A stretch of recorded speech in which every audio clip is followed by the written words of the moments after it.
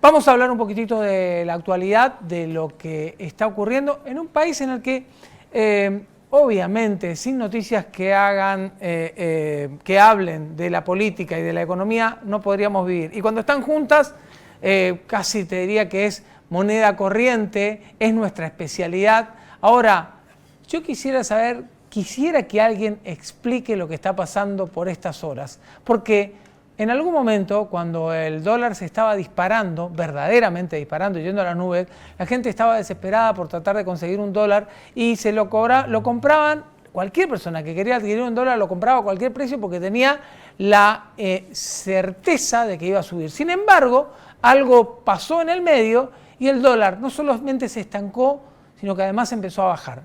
Pero bajó el dólar y los precios siguen subiendo. No sé cómo se explica esto, Alberto Medina Méndez, le vamos a pedir a él que nos ayude a entender qué es lo que está pasando. Alberto, ¿cómo te va? ¿Cómo estás? Gracias por el tiempo. ¿Cómo estás, Daniel? Sí, la verdad que a veces resulta difícil explicar Argentina en general, ¿no? Y claramente hay una conjunción de factores que han hecho que pase esto. No es una sola la explicación de por qué tuvimos el dólar a 195 hace unos días atrás y hoy estamos en 149. Estoy hablando obviamente de la cotización marginal, ilegal, blue, como le quieras llamar, ¿no?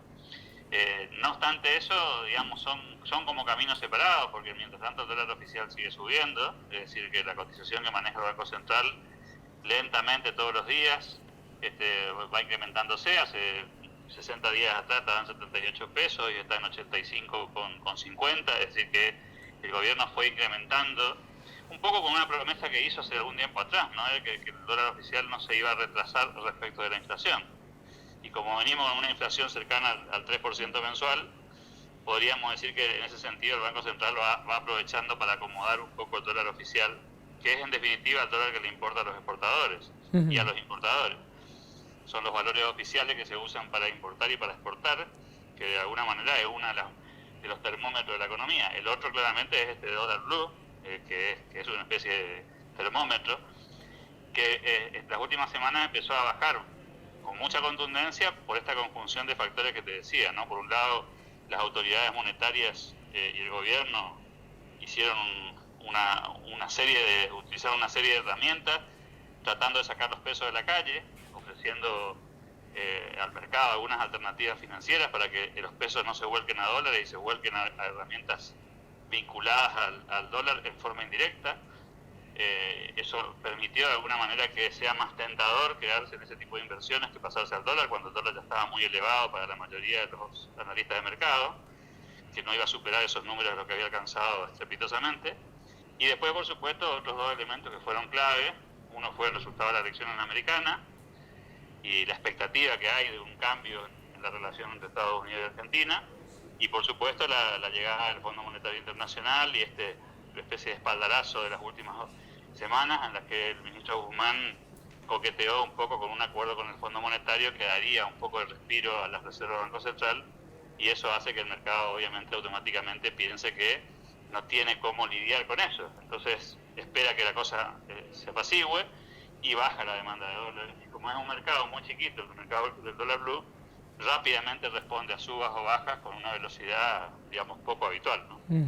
Ahora, baja el dólar, pero los precios hasta te diría de los commodities, ¿qué ocurre con todo eso? Voy a ir más allá del petróleo, voy más allá de las estaciones de servicio, voy más allá del combustible, voy al día a día, Alberto. ¿Qué ocurre? ¿Por qué en lo que hace a casi te diría la canasta básica, no solamente no se encuentra un respiro, sino que además empiezan a incrementar el valor algunos productos y por supuesto están los que se aprovechan de la situación y remarcan?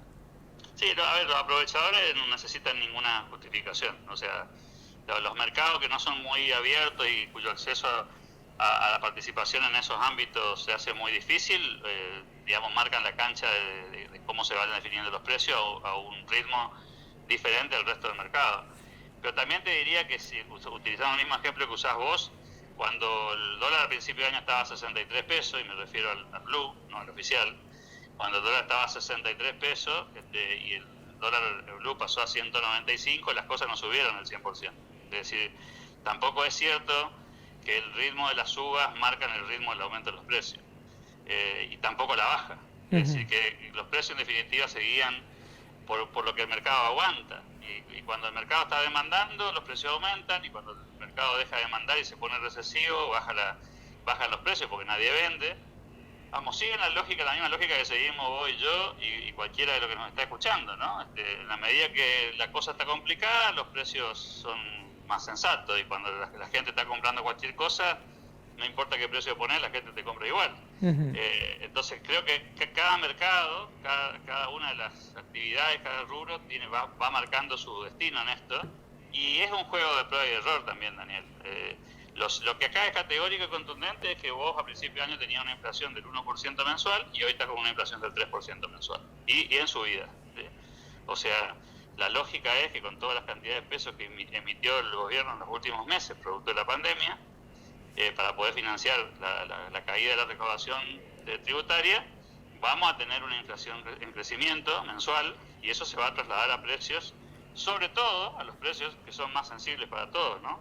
Que tienen que ver con la canasta que vos hacías referencia. Mientras tanto, los commodities afuera siguen subiendo, están en buenos precios, no están en los precios que estaban al comienzo de este siglo, pero están bastante bien, digamos, en términos relativos, y eso para los exportadores es una buena noticia. Ahora, para el común de los mortales, los que vivimos el día a día, los ciudadanos a pie, como le gusta decir a alguna gente, vamos a ir sintiendo la inflación, independientemente de lo que sucede con el dólar. Pero es una buena noticia lo que pasó esta semana o estas semanas, porque esa disminución, Daniel, baja las expectativas.